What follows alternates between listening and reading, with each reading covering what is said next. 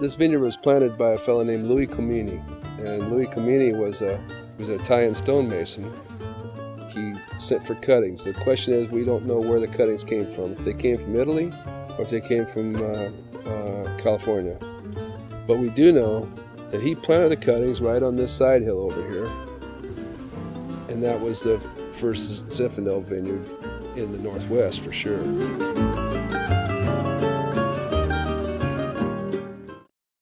Lonnie Wright is a well-known grape grower in the Columbia Gorge. Without his devotion, these century-old Zinfandel vines never would have been brought back into production.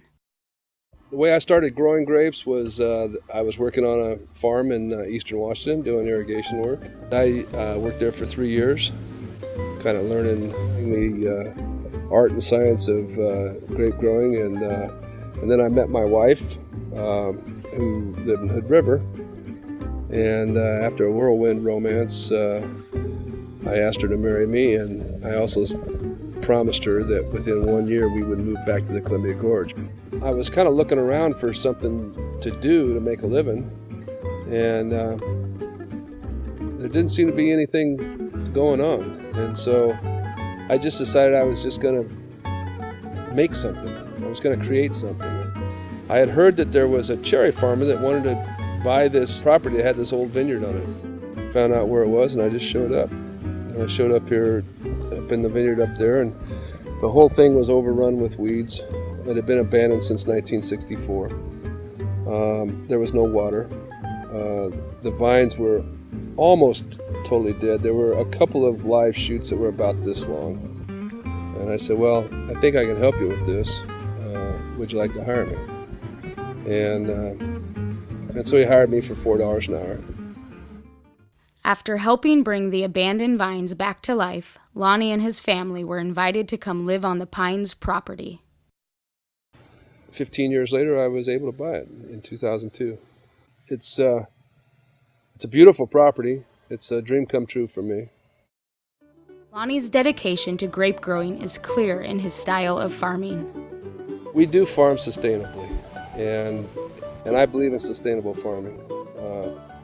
And I think that sustainable means it's not only your practices concerning the land and the plants, but also concerning your employees and people that are trying your wine out too. What we're trying to do is we're trying to get plants on the wire, so we just take it. You don't have to wrap it very tight.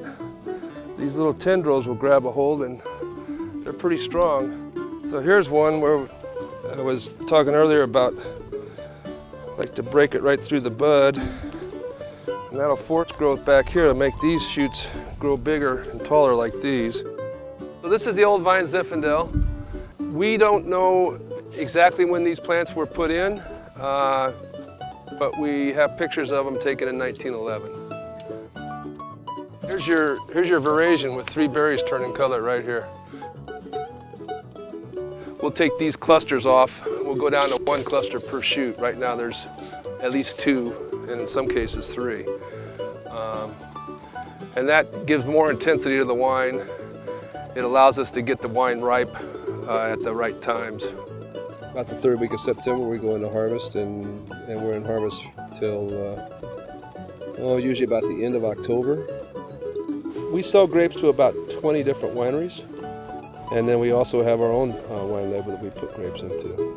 So I guess we're farmers first and winemakers second.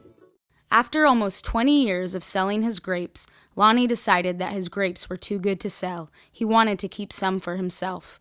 After a handshake agreement with winemaker Peter Rossbach, the Pines 1852 winery was born. A few years later, Lonnie's daughter Sierra came on board.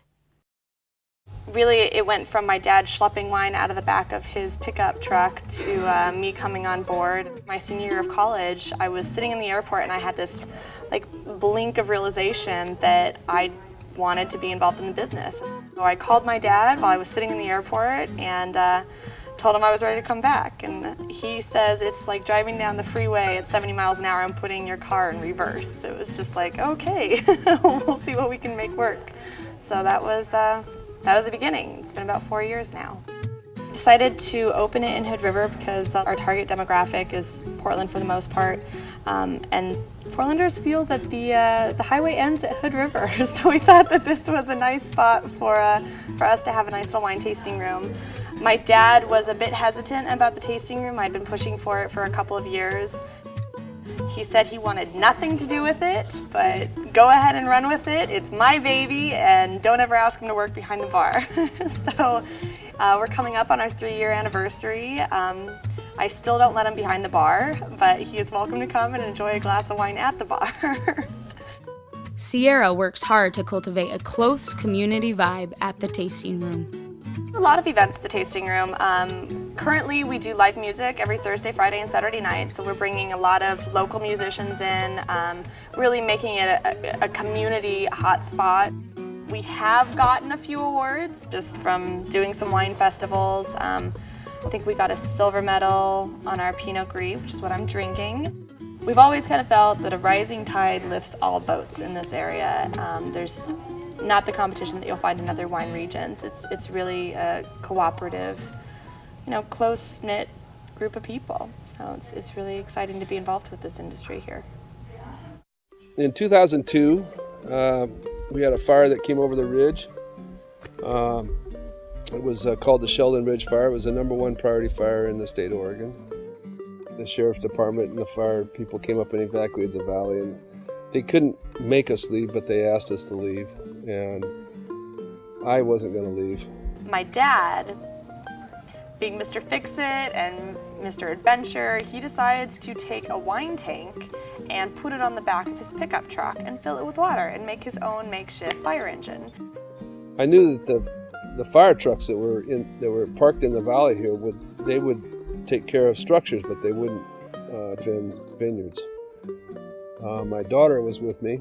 I asked him a question and I was like, all right, Dad, if it came down to it and you had to choose one or the other, if it was, your house and the barns that burnt down or the vineyard that burnt down, which would you rather have burned down?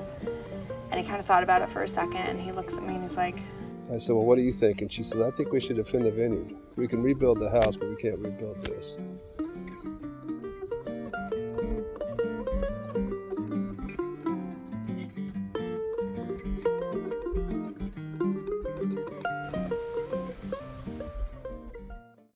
Well, the future of the pines. I think that we probably will have our own facility out here for winemaking in the near future. We really want people to become part of the experience of the pines and really know at the core what it's like for us and why we love what we're doing so much. The goal is to keep it in the family. I am planning on being in it for the long run, so I think I have a lot of wine in my future.